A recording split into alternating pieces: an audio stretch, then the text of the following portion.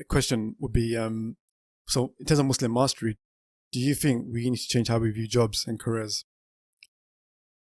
Yeah, I think there's a really good thing that people say, perception is reality, right?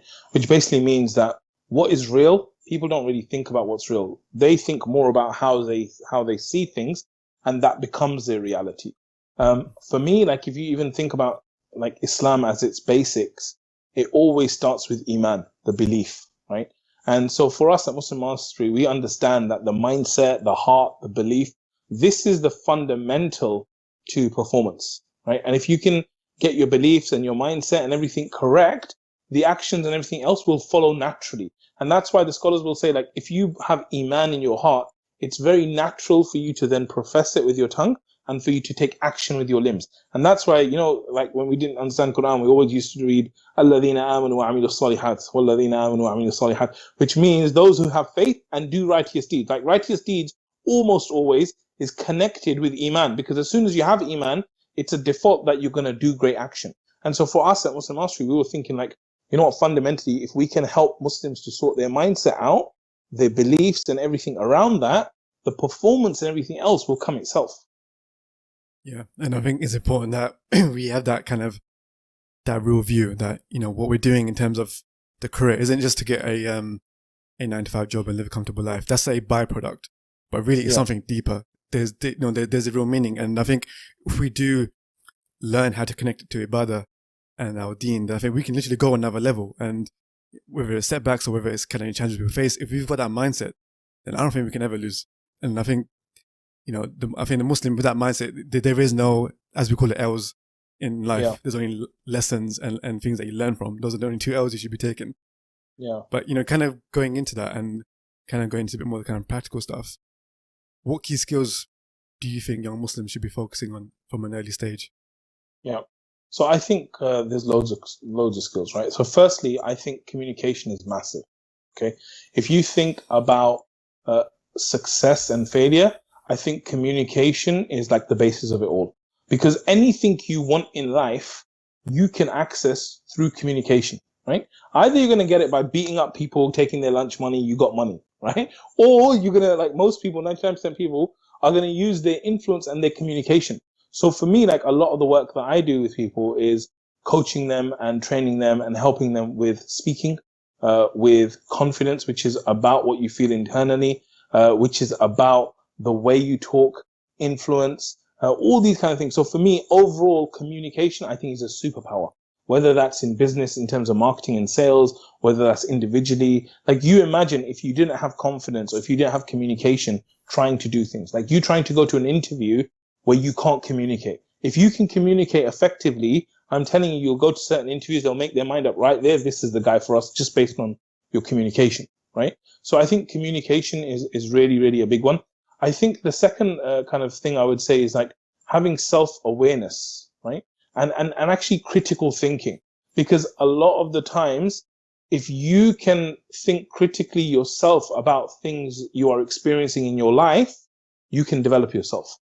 But if it requires someone else to constantly come and tell you things you should be seeing yourself, you don't learn as many lessons. You don't learn as quickly as enough, right?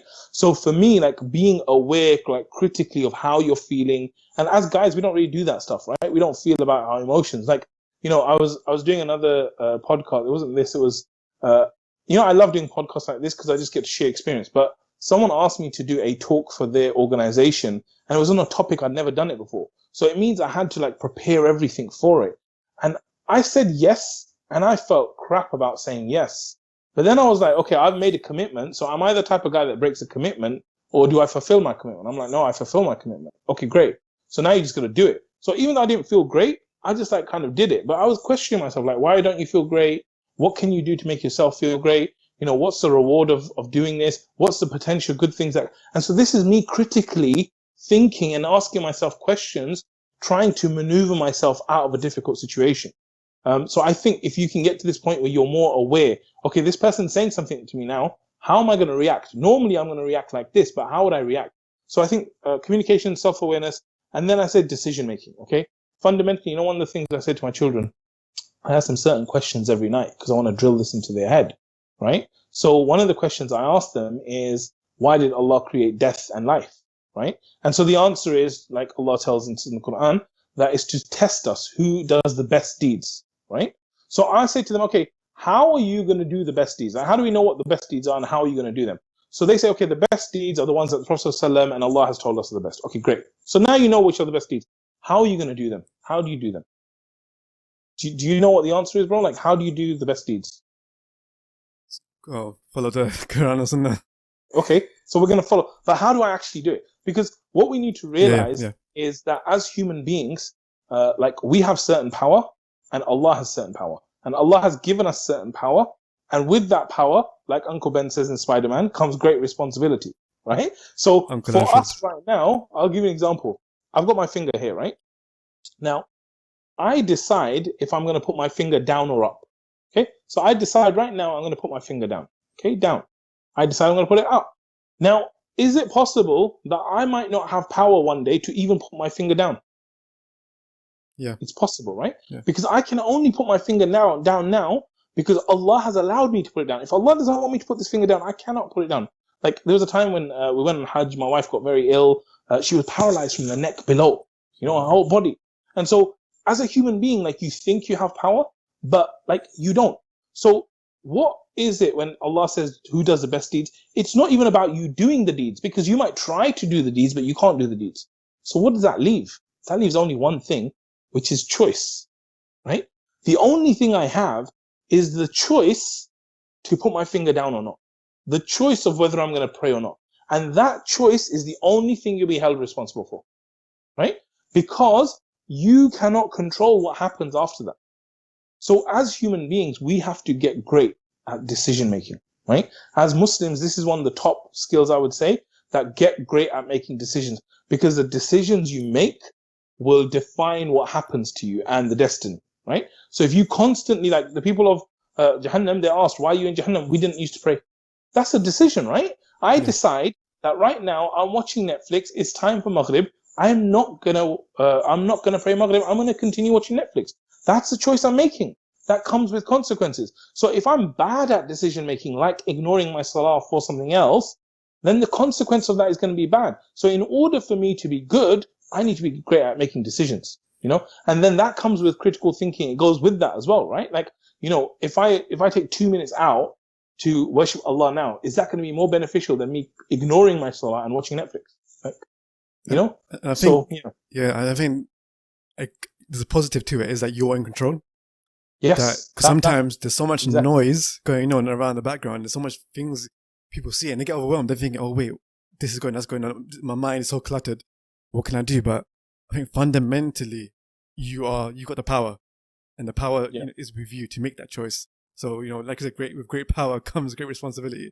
Like Uncle Arshad, Uncle Ben has just told us, and I think it's definitely something to really embed it, and accountability, really being that kind of looking in the mirror and really kind of thinking, how can I improve myself? What could I have done maybe a bit better? Because if you're doing it and you're comfortable with it, what you've done wrong or what you may have done could have been better, then if someone else tells you, you're not going to feel offended. You're not going to feel like, oh, why did you say that? Because you've already had it in your mind that, okay, this is what I've done. This is what I may have done well. This is what perhaps I could have done better. And this is what I'm going to improve on for next time. Because you're in a cycle, in a mindset of constantly evaluating yourself to level up, to improve, to keep going forward.